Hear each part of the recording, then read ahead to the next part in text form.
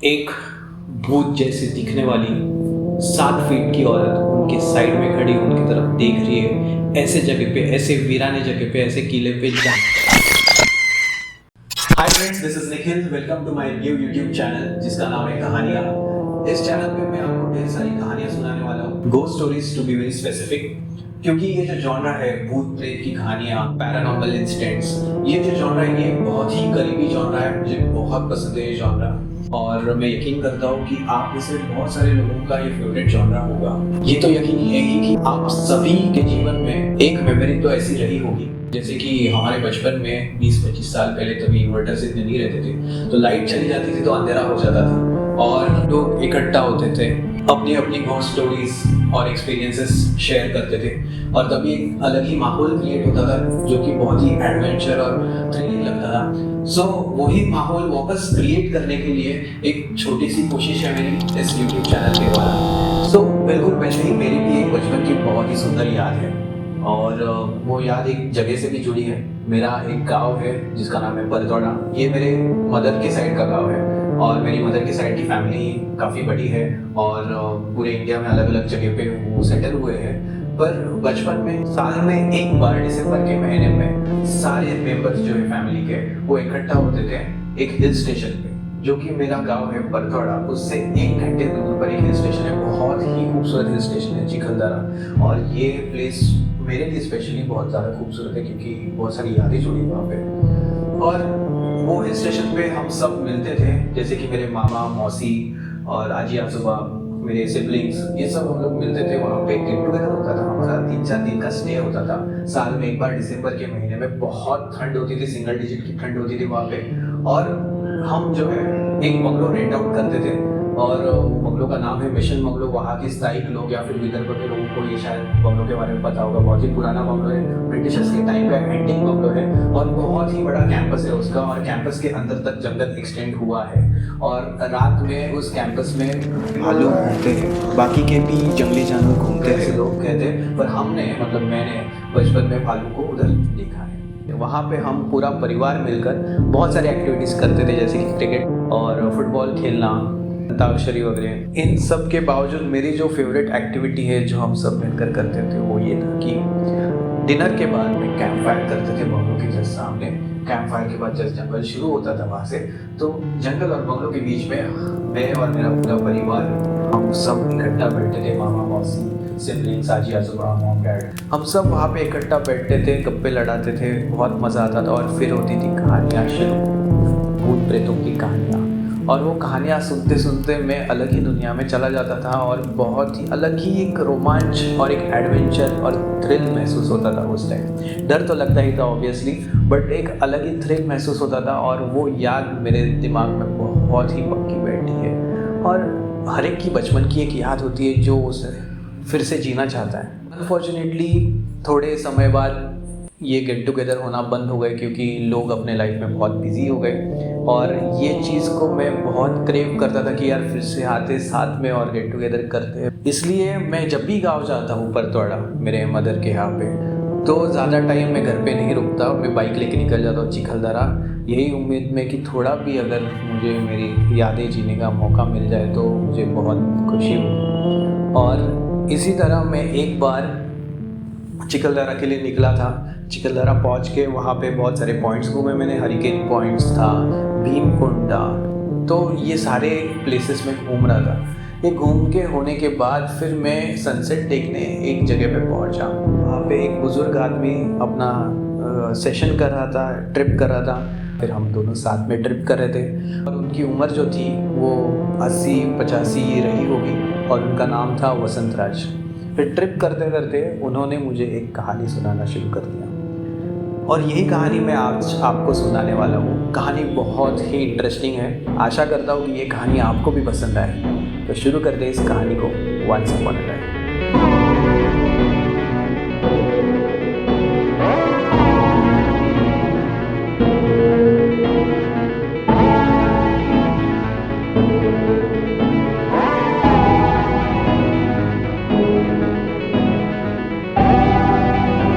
तो ये जो कहानी है वो अभी की नहीं है, कई साल पहले की कहानी है, जब वसंत राज जी की उम्र करीबन 15-16 साल रही होगी।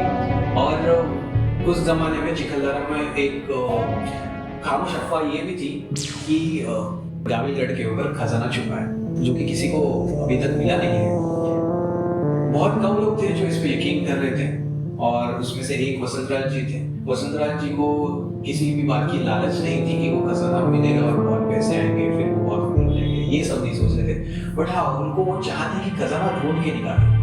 तो इसी चाह में वो एक बार गाविलगढ़ गए, सुबह निकले थे और 7वें दरवाजे तक पहुंचे।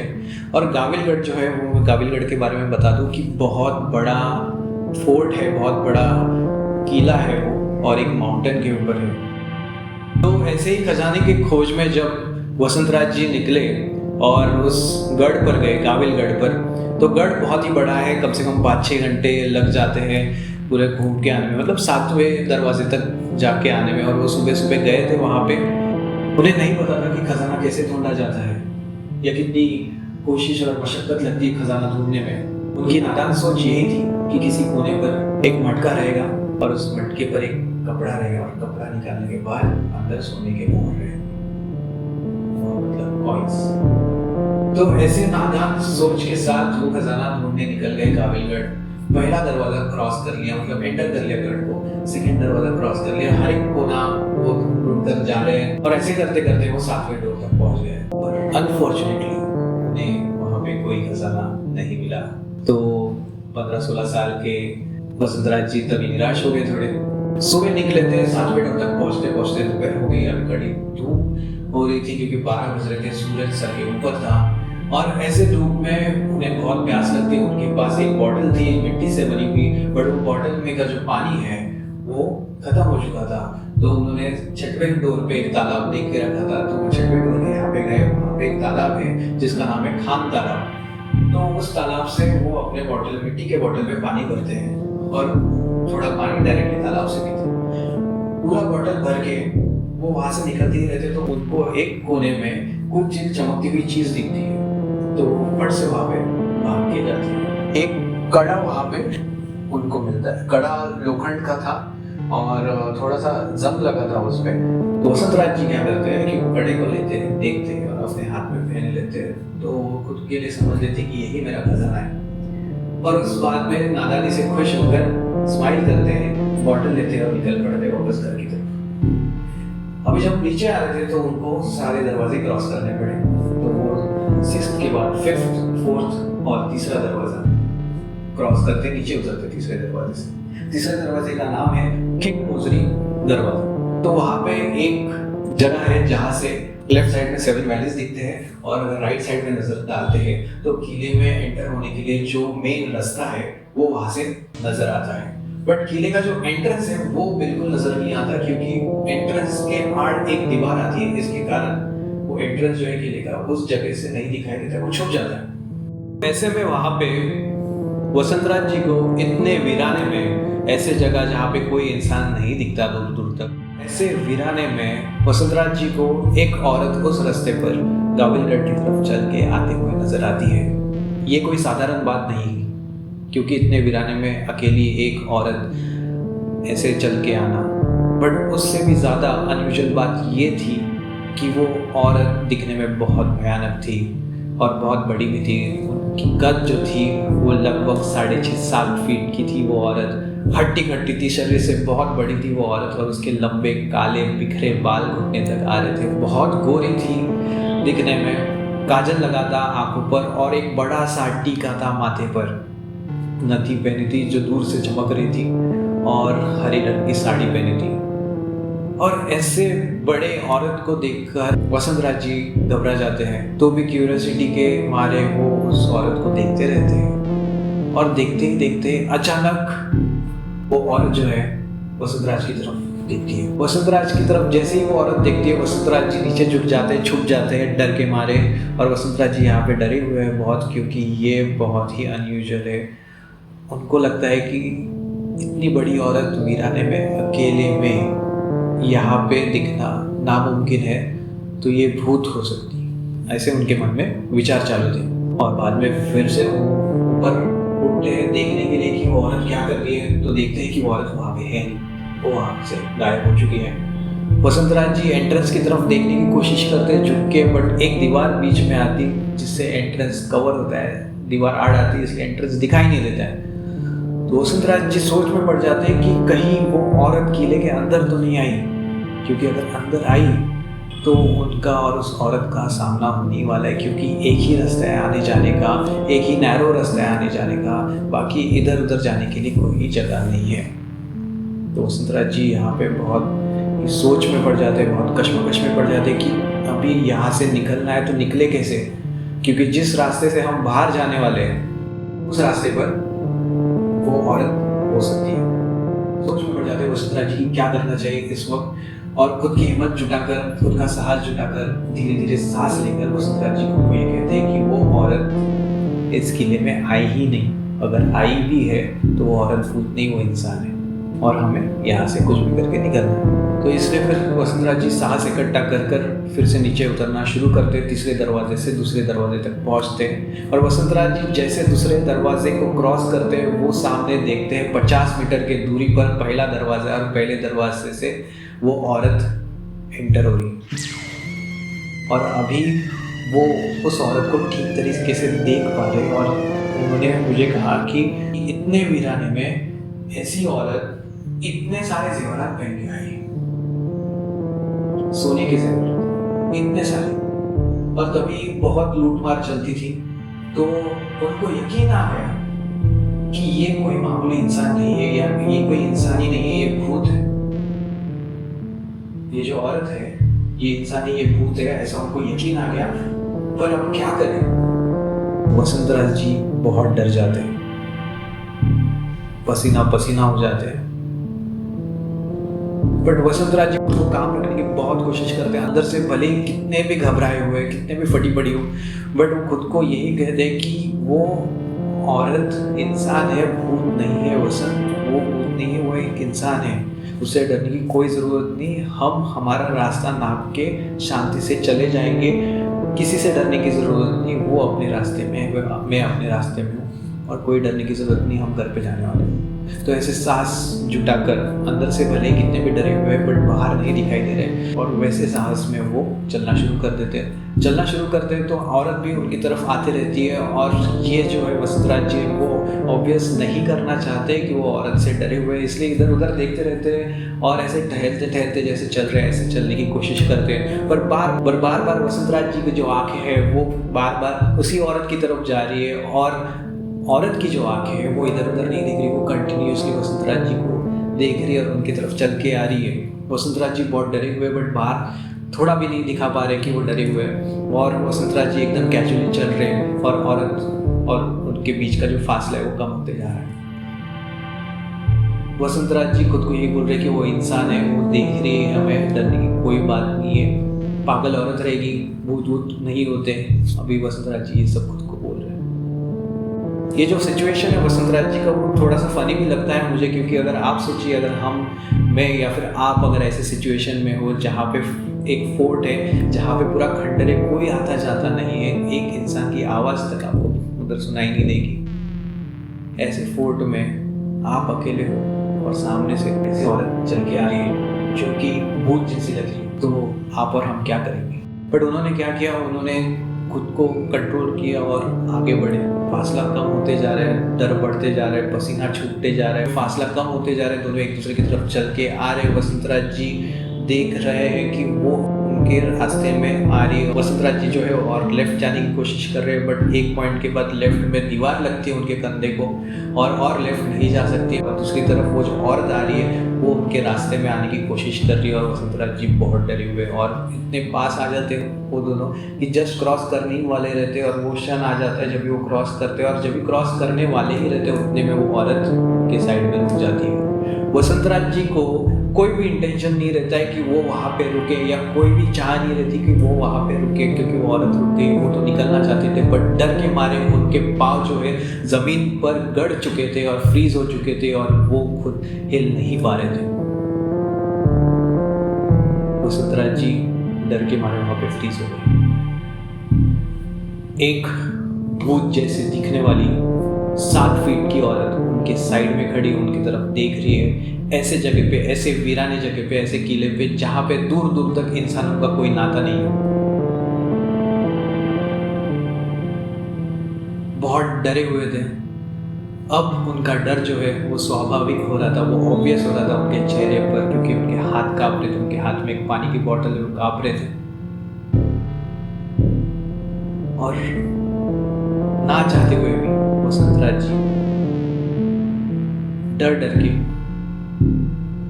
वो औरत की तरफ नजर घुमाते। वो औरत इतनी बड़ी, वसंतराज जी को ऐसा ऊपर देखना पड़ रहा। वो औरत उन्हीं को देख रही है और औरत उनसे एक सवाल पूछती है। वो पूछती है, पानी मिलेगा? मतलब पानी मिलेगा क्या? वो ये सवाल वसंतराज जी को जब भी पूछती है, तभी वसंतराज जी उनका आवाज़ सुनते हैं और उनका आवाज़ बहुत ही कोमल रहता है, बहुत ही सॉफ्ट स्पोकन इंसान वो रहती है। वसंतराज जी को दिलासा मिलता है कि हाँ यार, ये भूत नहीं है, इंसान ही है, क्योंकि आवाज़ बहुत प्यारा है और इंसानों की जैसा आवाज़ है, मेन मतलब, और ऊपर से प्यारा आवाज़। तो वसंतराज जी अभी भी काँप रहे हैं, क्योंकि वो थोड़ा टाइम लगता है ना वो ट्रॉमा से या फिर वो डर से बाहर निकले। अभी भी काँप रहे, तो कांपते हाथों से बॉटल देते हैं वो औरत को। वो औरत बॉटल लेती है, भरा हुआ बॉटल का एक घूंट पीती है और वापस ढक्कन लगा के वसंतराज जी को देती है और अपने रास्ते चल पड़ती है। वसंतराज जी वो बॉटल रिसीव करते और अभी तक सोच में पड़ रहे हैं कि क्या हुआ उनके साथ, क्योंकि दिलासा तो मिल गया बट अभी भी थोड़े बहुत डरे हुए और खुद को शांत करते, सांस लेते और अपने रास्ते चल पड़ते। वसंतराज जी रास्ते चल पड़ते तो उनको रियलाइज होता है कि बॉटल हल्की हो गई है बहुत, और वो बॉटल का ढक्कन निकाल के देखते हैं बॉटल में एक घूंट पानी है, बट उस औरत ने तो सिर्फ एक घूंट पानी पिया था। वो सोच में पड़ जाते हैं, उतने में पीछे से आवाज आती है, धन्यवाद। वो आवाज का लफ्ज जो था वो धन्यवाद था, बट वो आवाज इंसान की थी या जानवर की थी वो वसंतराज को नहीं समझ में आ रही थी। वो इंसान के भेष में किसी जानवर की आवाज या एकदम अजीब सी आवाज थी वो, ना मर्द की, ना औरत की, ना जानवर की, ना इंसान की। वसंतराज जी डर जाते हैं बहुत और विद इन नो टाइम उनके मन में यही रहता है कि भागना है यहाँ से, बट भागने से पहले वो पीछे देखते हैं और देखते हैं कि दूर दूर तक कोई इंसान क्या, कोई औरत क्या, कोई कुत्ता भी नहीं था। और ये देख के वसंतराज जी बहुत डर गए और जैसे उन्होंने ये देखा वो बॉटल वहीं पे छोड़ दिए और वो घर पे चले गए। बहुत डरे हुए थे, किसी से बात नहीं कर रहे थे। बहुत लोगों ने पूछा क्या हुआ, कहाँ पे गया था, इतना काँप क्यों रहा, इतना बुखार क्यों आया तुझे, बट वसंतराज जी किसी को कुछ कहने के लिए रेडी नहीं थे। वसंतराज जी को उस रात बहुत बुखार आया था और वो सोने की कोशिश कर रहे थे, बट उन्हें नींद नहीं आ रही थी। एट लास्ट उनको नींद लगी और जब भी वो सोए तो उनके सपने में वापस वो औरत आई, और सपने में औरत जब ये आई तभी उन्होंने ये देखा, जब भी वो पानी हाथ से ले रही थी तो वो पानी के बोतल को नहीं, मेरे हाथ में जो कड़ा था उसको देख रही थी। वसंतराज जी 2-3 दिन तक वसंतराज जी को बुखार था, बाद में वो बुखार चला गया और बाद में सब कुछ नॉर्मल हो गया। बट थोड़े ही दिन बाद 15-20 दिन के गैप में और एक हादसा हुआ वसंतराज जी के साथ। और एक हादसा हुआ, वसंतराज जी एक रात अपने पिताजी के साथ खेतों में खाना खा रहे थे। रात बहुत हो चुकी थी और ठंड थी, और खाना होने के बाद जस्ट हाथ धो ही रहे थे, उतने में उनके ऊपर भालू ने हमला कर दिया। जैसे भालू ने हमला कर दिया, वसंतराज जी और उनके पिताजी भागने के लिए तैयारी थे, पर वसंतराज जी का पैर कहीं पे अटक गया और वो 2 झाड़ की फांदी जो रहता है, ब्रांच जो रहता है, उसके यहाँ पे गिरे और वो वहाँ पे अटक गए, वहाँ से निकल नहीं पा रहे थे। तो भालू जो था अपने सामने था, भालू जब भी खड़ा हुआ तो उसकी ऊंचाई जो है, उसका कद जो है वो ज्यादा बढ़ जाता है, और उतने बड़े भालू को देख के वसंतराज जी घबरा गए।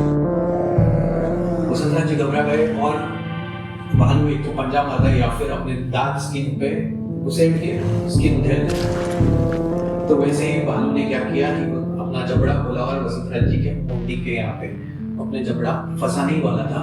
उतने में जैसे एक इंसान जिसको तैरना नहीं आता और उसको पानी में अगर फेंक दिया तो वो हाथ पैर मारता है तैरने के लिए, वैसे ही कोशिश में वसुंधरा जी ने हाथ पैर मारने के टाइम एक जो राइट हैंड था उनका वो जो है भालू के मुंह में चला गया।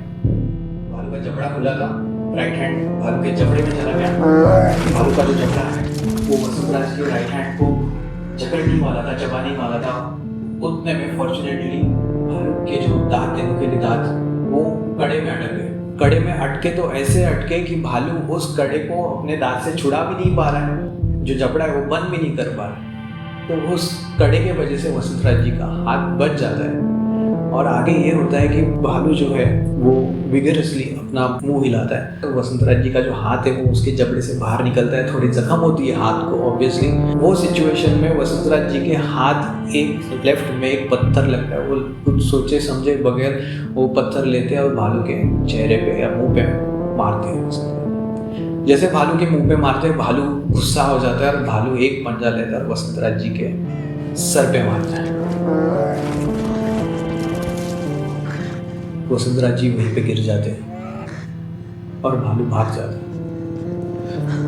भालू भाग जाता है और भालू के मुंह में वो कड़ा वैसे ही अटका है।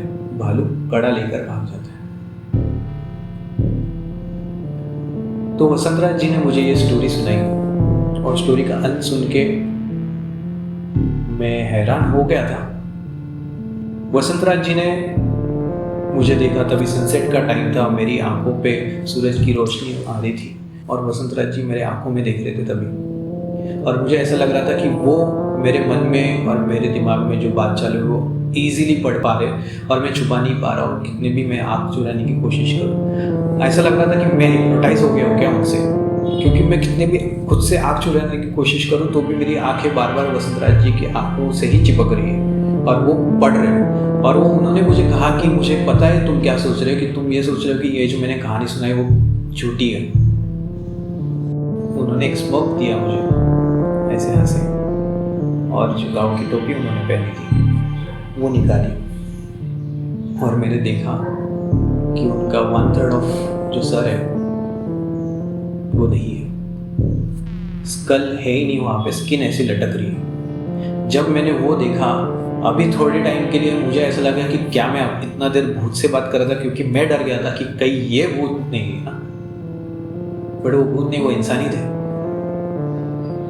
तो उन्होंने मुझे दिखाया और मैं सच में बहुत डर गया था। और वो एक्सपीरियंस एक बहुत अलग था।